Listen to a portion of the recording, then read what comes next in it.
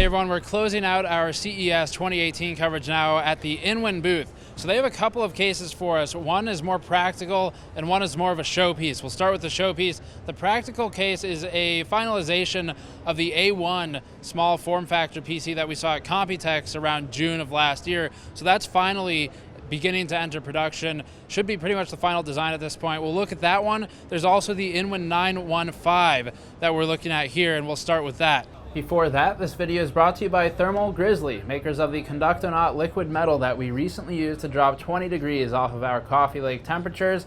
Thermal Grizzly also makes traditional thermal compounds for use on top of the IHS, like Cryonaut and Hydronaut pastes. Learn more at the link below.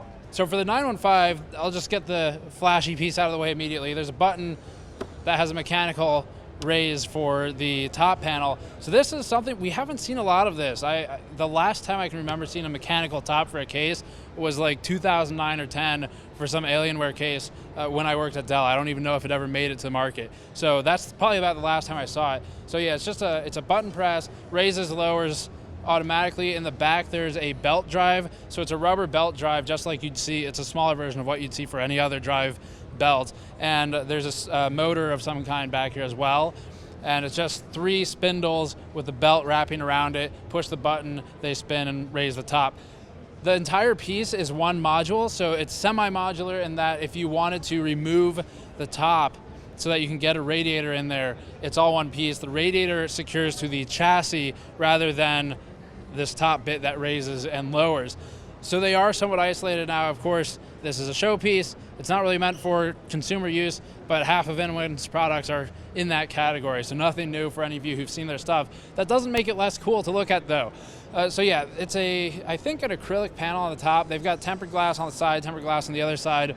The other side is non-final, so that may change. The design currently has Inwin logos all over it. That's still kind of in flux whether that's going to be final or not. Other specs for the case, it does have a power supply shroud, and it's got fan mounts that can be repurposed as SSD sleds if you prefer, in the bottom of the case on top of the PSU shroud. And then the chassis wall for the motherboard tray is presently not final either, but it's kind of looking like this is what it's going to be. So a couple more mounting options there, and it can fit ATX motherboards if you prefer. And just kind of as a side note for components, if you're interested, there's an EK Phoenix quick release cooler in here. So this is a QDC valve from EK, and means that you can make a semi-open loop if you wanted to cool the GPU as well, for example. Not really related to the case, but just kind of a cool thing to show. And it's got the HyperX memory in there as well that we showed previously, if you want to check that out. So that's the main feature for the case. We will move on to the A1 next. It's a bit more practical, more affordable for consumer. But other than that, there's one more thing to point out, I guess. So this is all aluminum. It does have a lot of space in front of the fans. That's just kind of empty space. That's always good to have static air just sitting there ready to be used. The idea is you would do a full custom loop anyway, so not that relevant, but the intake port is basically just on the bottom for all of the intake for the front. The back panel is about the same design with a bunch of ventilation holes in it, and then they're both aluminum panels. It's actually 100% aluminum for the most part for the case. And oh yeah, also the top panel, when you shut down the system, it will actually stay open for about 10 seconds before shutting again, so that there's some time for the warm air to get away from the radiators on the top. So let's take it over to the A1 case now and look at the small form factor option now that it's been finalized. So this one is more practical. The previous case, the 915, I don't even have a price for, which should pretty much tell you where it's gonna land. It's one of those, if you have to ask, maybe not for you. This one though, this is the A1. It's the final version of what we saw many months ago, and it's a small form factor case. It fits Mini-ITX motherboards. In terms of core specs, you can see that there's kind of an acrylic side skirt here at the bottom. There's a marginal amount of breathing room underneath, and that gives some level of access, although not much, but enough to the fans for pulling in some air, because there are actually 2 fans mounted in the bottom here. They are 120mm fans. They have them set up as intake in this booth. Both of them basically push air straight into the GPU. So the GPU is going to be the happiest component of the system as far as cooling goes.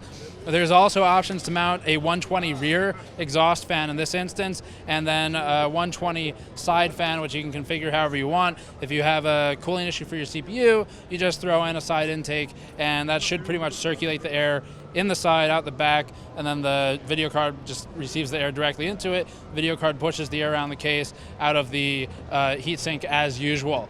So other features on it, it's got I think this might just be an acrylic side that has push button pins to mount to it. The power supply is included, so that's mounted top front of the case, and the PSU is a 600 watt power supply, 80 plus bronze. It is Inwin branded.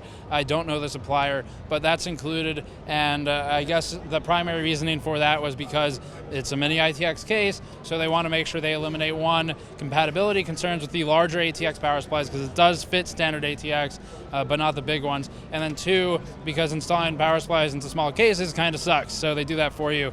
But yeah, that's most of it. There's a Qi charger on the top, acrylic side skirts, acrylic pretty much everywhere, and then ventilated steel side panel. So that is the Inwin A1 case, and I think that wraps up Inwin's booth. So as always, you can subscribe for more coverage. Go to patreon.com/gamersnexus to help us out directly if you like this type of coverage. I'll see you all next time.